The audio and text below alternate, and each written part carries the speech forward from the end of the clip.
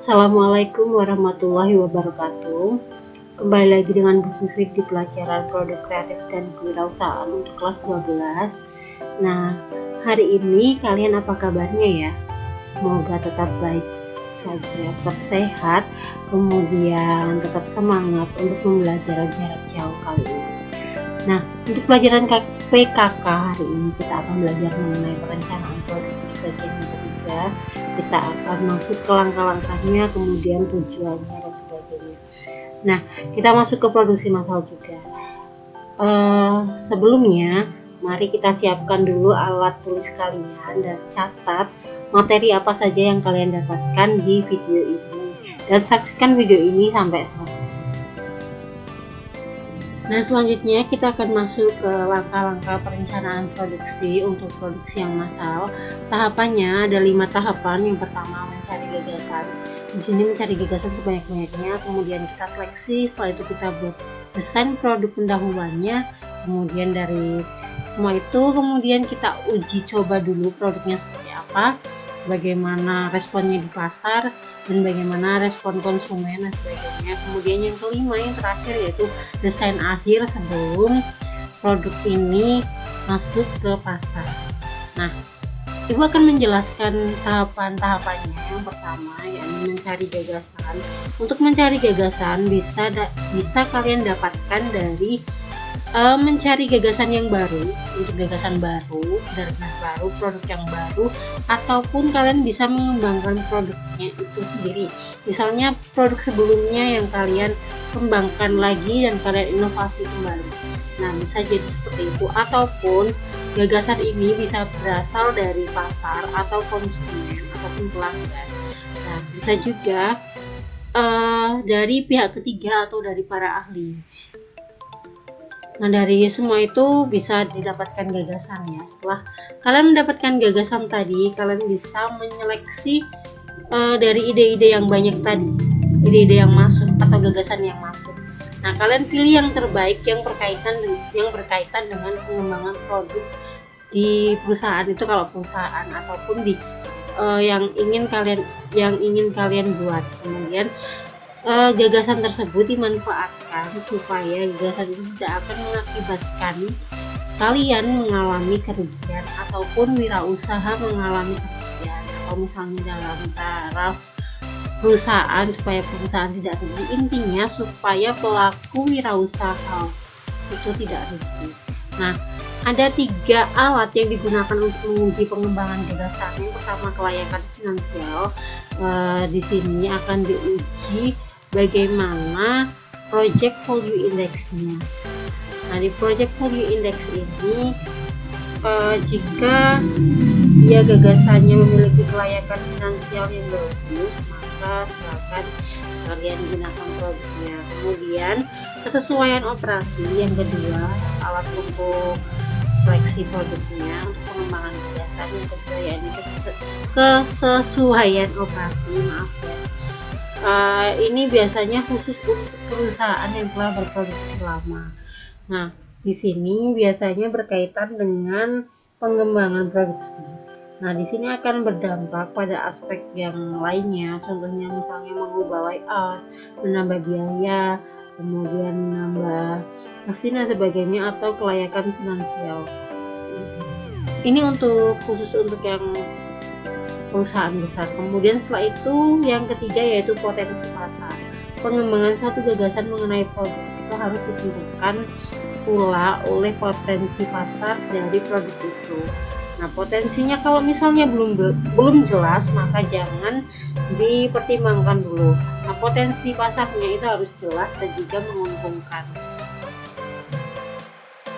Kemudian tahapan yang ketiga yaitu desain produk pendahuluan atau desain produk awal. Nah, sebelum ditetapkan produknya, kita harus mendesain dulu.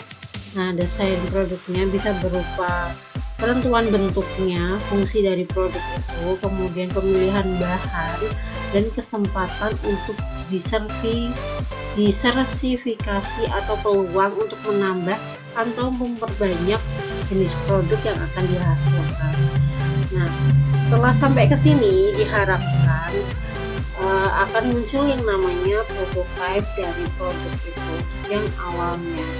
Nah, setelah itu kita masuk ke tahapan yang keempat, yaitu pengujian. Untuk pengujian yang dimaksud untuk menguji apakah produk itu layak dikembangkan atau tidak. Bisa dilihat dari potensi pasar atau konsumen maupun secara teknik dari produk tersebut. Kemudian yang terakhir ada desain akhir. Apabila hasil pengujian produk itu layak untuk dikembangkan, maka silakan dibuat desain akhirnya. Bila dari pengujian ada perbaikan, maka sebelum diproduksi perlu dibuat prototipe yang baru lagi sesuai dengan yang tadi, yang bagian-bagian yang diperbaiki selama pengujian. Kemudian diuji kembali sampai mendapatkan produk yang sempurna, dan produk ini bisa lolos uji secara teknik maupun potensi pasar. Apabila telah ditetapkan jenis produk yang akan dihasilkan, maka langkah selanjutnya yakni menetapkan skala produksi. Nah, ada beberapa langkah-langkah sebelum masuk ke langkah-langkah skala produksi. Kita harus tahu dulu beberapa hal yang perlu diperhatikan selama skala produksi ini akan berlangsung.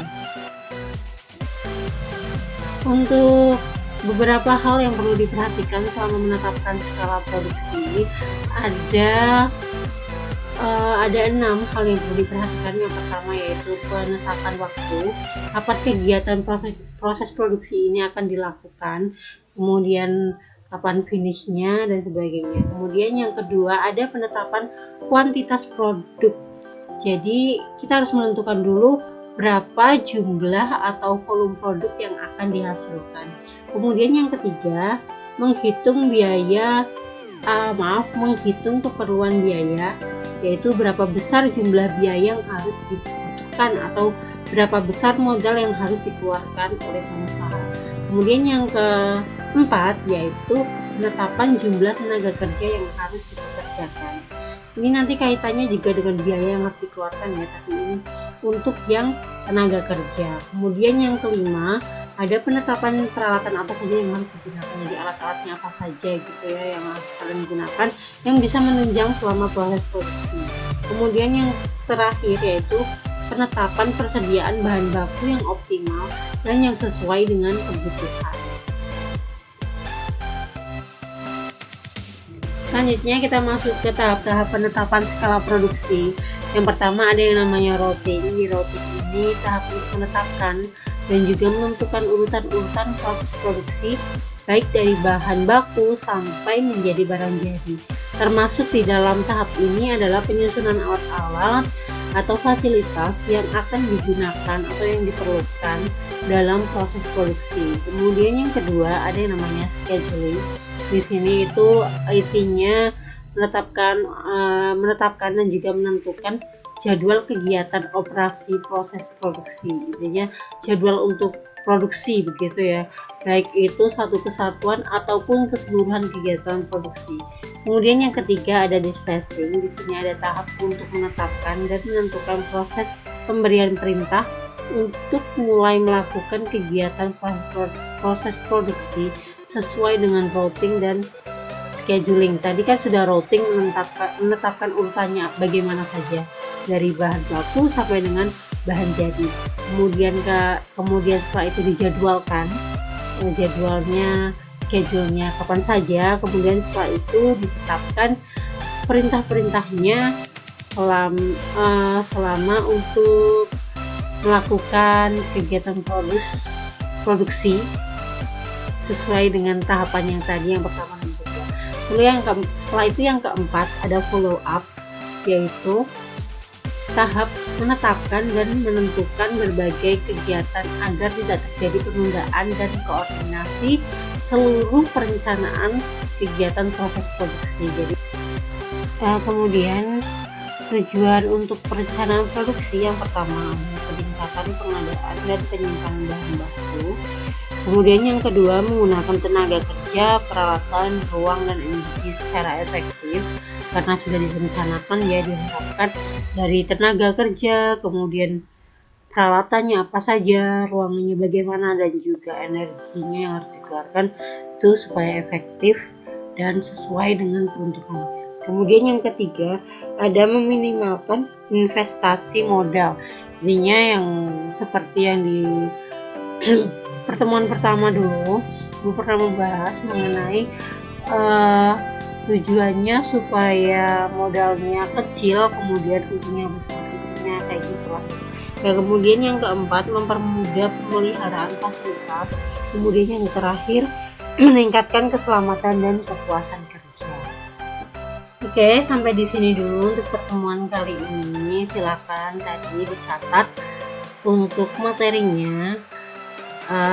Untuk hari ini Ibu kira tidak ada tugas, nanti penugasan untuk minggu depan saja, minggu depan ya.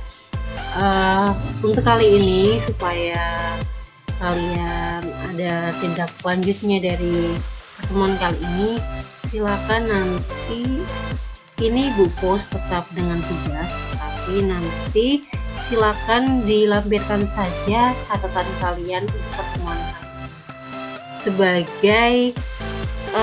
sebagai bukti bahwa kalian sudah belajar untuk pertemuan kali ini dan juga sebagai absen untuk pertemuan kali ini. Jelas ya, jadi absennya bisa dibuktikan kalian mengirimkan catatan pertemuan kali ini di Classroom. Sekian dari Bu Vivit. Minggu depan nanti kita akan latihan soal mengenai perencanaan produksi massal dan juga produksi massalnya.